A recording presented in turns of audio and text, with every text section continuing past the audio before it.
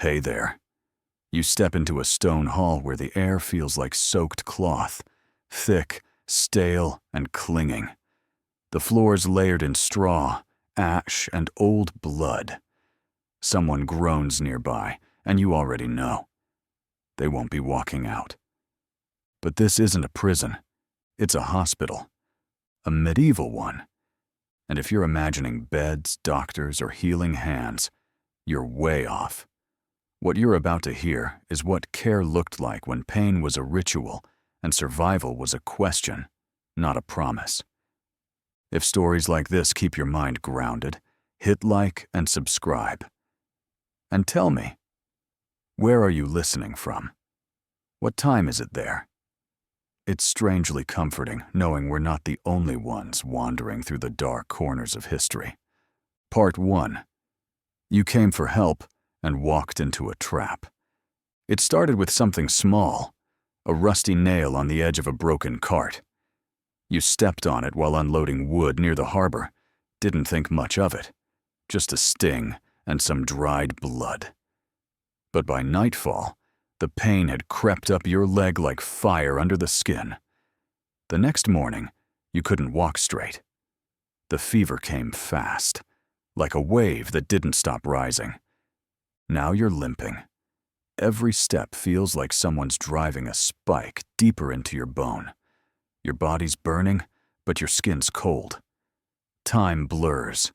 You can't tell if it's day or night. You don't know how long you've been walking, or if someone's dragging you. Maybe both. The smell hits before the building does.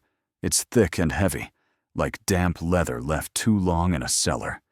You breathe in and gag. Mold, rot, sweat, and something worse.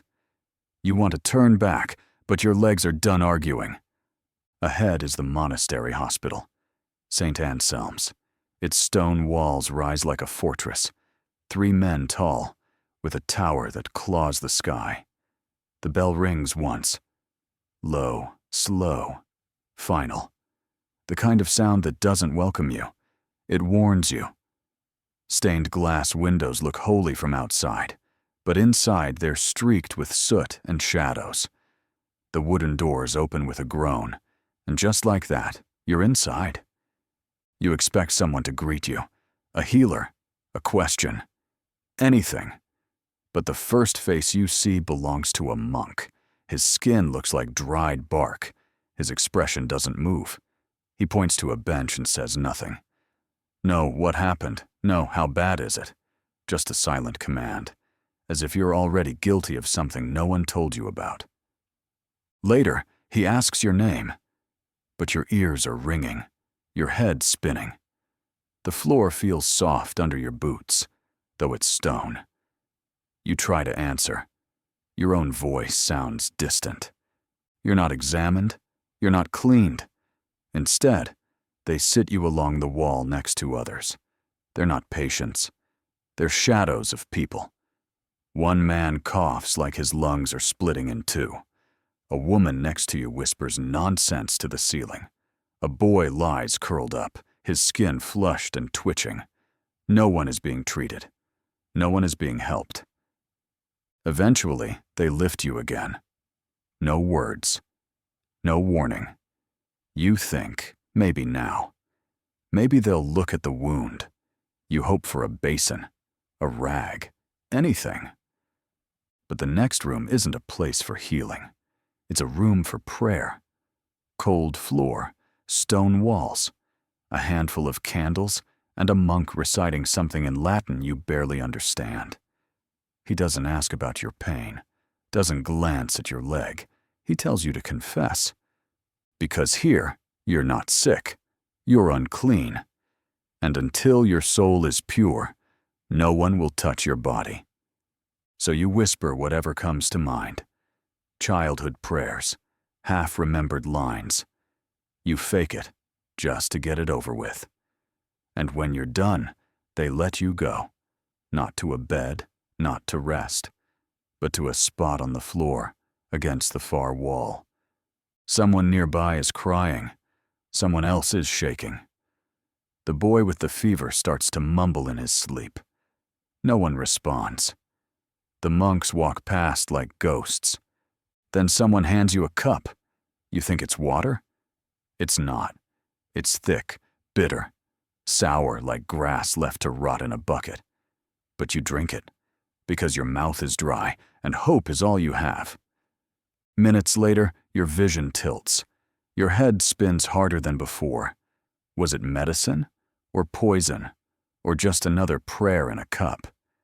Next, a cloth is tossed onto your wound. Not wrapped, not cleaned, just slapped on, like someone covering furniture before painting. Someone whispers that it's been dipped in holy water, but it smells like it came from a muddy well. The cloth is stained, already used, already soaked with someone else's pain. And then, nothing.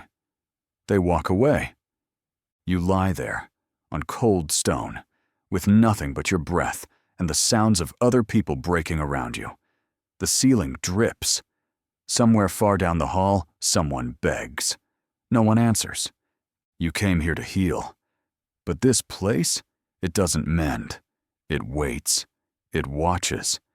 And it calls that faith. And here's the terrifying part.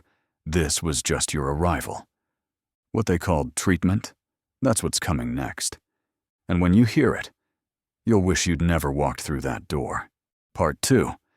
Pain as purification. It started with a fever. You remember the first shiver, brushing it off like a chill from the sea wind. You kept working. Then came the heat, deep, aching heat, pulsing up from the nail wound in your foot. You tried to rest, but the fever didn't rest with you. By the second day, you could barely stand. Your thoughts turned to the monastery. It wasn't your first choice. It was your only one. You don't wake up to sound. You wake up to heat. It's not just in your leg now.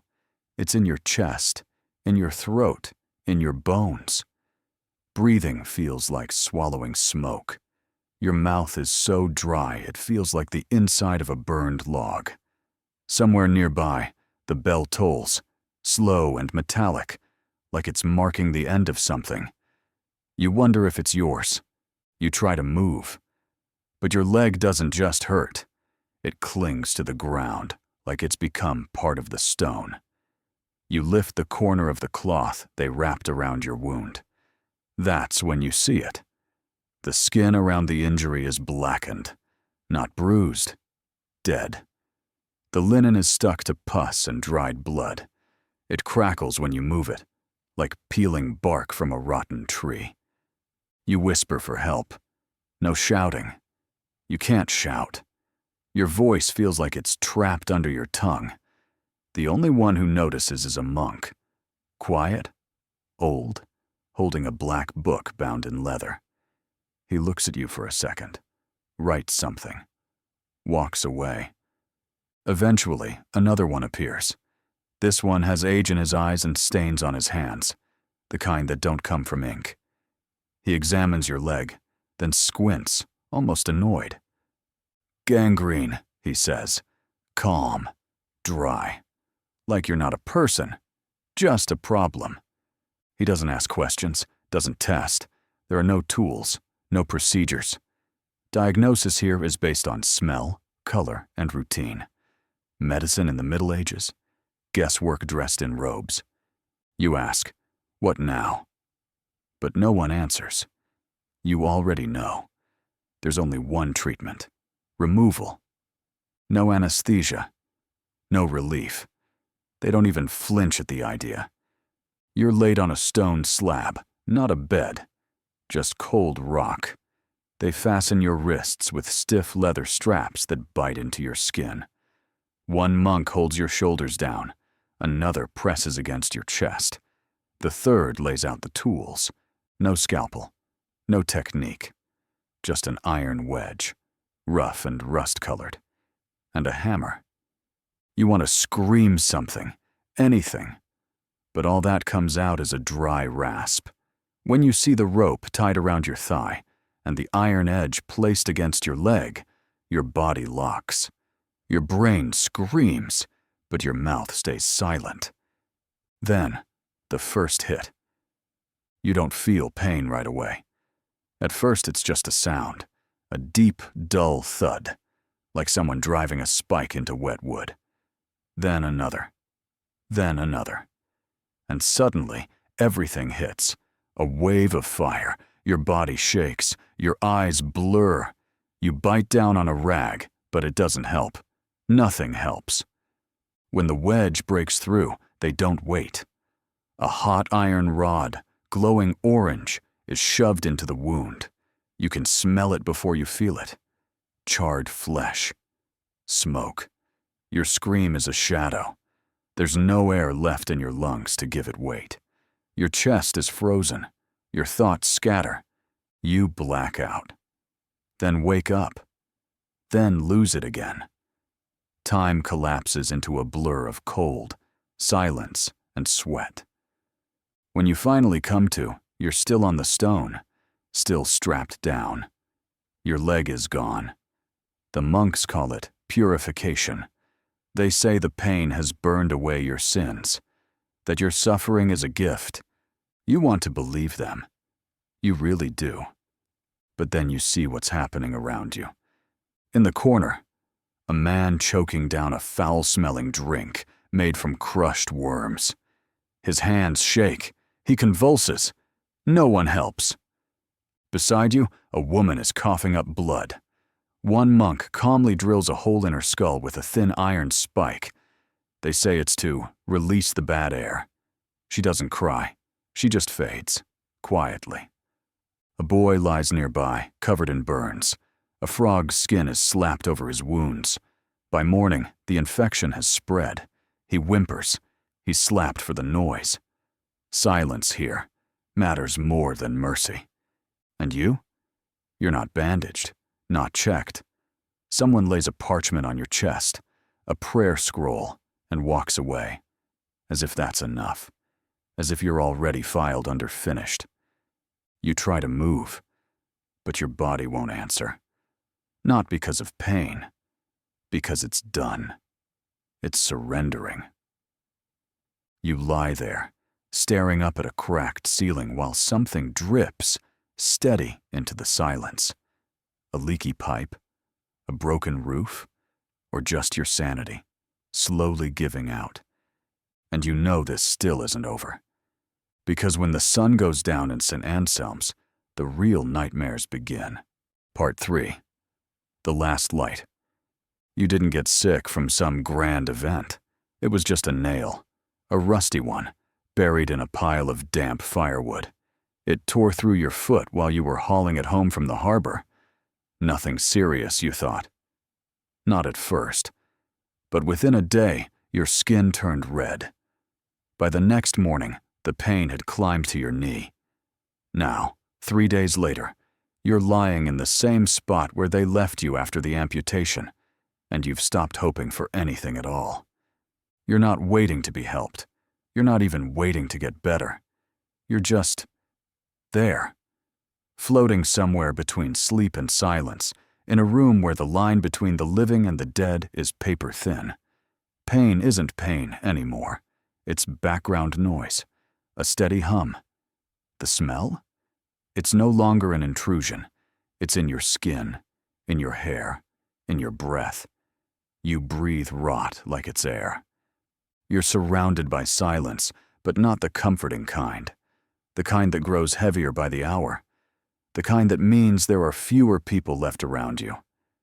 Some of the bodies lying beside you 2 days ago don't move anymore. They didn't scream. They didn't whisper goodbye. They just stopped. And no one moved them. No candles. No prayers. No comfort. Just a dirty cloth thrown over their faces like a forgotten sack of grain. It doesn't feel like compassion. It doesn't even feel like ritual. It feels like routine. Like this has happened so many times, it's not even worth speaking about. The smell in the hall has changed. It's no longer just sweat or mildew. It's a swamp of vinegar, dried blood, incense, wax, and something worse. Decay. Thick and wet, like something alive. You can't escape it. You breathe through it, and it's as if it breathes through you. Occasionally, the monk with the black book walks past. He mutters prayers, but his voice is hollow. Cold. His words feel like they're meant more for the walls than the people. Not hope, not blessing, just sound. Empty and practiced. Sometimes, if you're lucky, you see the last sisters. They're not nuns, not nurses, just women tasked with preparing the dying for their end. They don't speak. They light candles, wipe foreheads with vinegar cloths, not to comfort, not to heal, but to complete a step in a ritual, a final checkbox before the soul leaves. You try counting the days. But time here doesn't work like it used to. You know it's slipping. You can feel it moving, like blood draining into stone. But you can't tell how much is left. One morning, a new patient is brought in, a young soldier, wounded in the shoulder, an arrow wound gone sour. His eyes dart around the room like he's searching for someone to say it's going to be okay. You recognize the look. You wore it yourself once. They treat him the same way they treated you. The same murky drink, the same filthy wrap, the same rope to tie him down. No one asks his name. No one explains what's about to happen. And when they press the hot iron into his skin, he screams loud enough to rattle the rafters. But no one moves. No one flinches. The monks simply continue their tasks, like the screaming is a hymn, like agony is part of the process. Because here it is. There are no doctors, not in the way we understand the word today. There is no medicine, no science, only rituals, superstition, psalms read over boiling leaves, and ancient chants whispered into infected wounds. And if someone lives, that's God's will. If they die, also God's will. Either way, the monks sleep peacefully at night. On the 5th day, you stop feeling your fingers, then your arms, then your chest. It doesn't hurt. It just fades, like your body's quietly shutting off the lights, one room at a time. The monk returns. He doesn't look at your face, just writes something in his book, your name, a date. No cause, no explanation, just a cross beside your name, the same as all the others. No one moves your body. They don't need to, because within an hour, someone new arrives, carried in, fresh, breathing, still believing, and they lay him down right where you are. Because there's always another. This wasn't healing. This wasn't care. Medieval hospitals like St. Anselm's weren't sanctuaries. They were waiting rooms for death, wrapped in stone, candle smoke, and cold superstition. To suffer was to be saved. That's what they believed. Pain meant purification. And death? That was the finish line. A gift, a release, a passage to something holier. But for those who lived it, who lay on the cold floors, who breathed the same stale air, who watched the light fade without answers, it didn't feel sacred. It felt like vanishing. If you stayed with us through this journey, you already know more than most people ever will about the true face of medieval medicine. If you want to hear the next story they never told you in school, one that'll stay with you long after the video ends, hit subscribe. You won't want to miss what's coming next.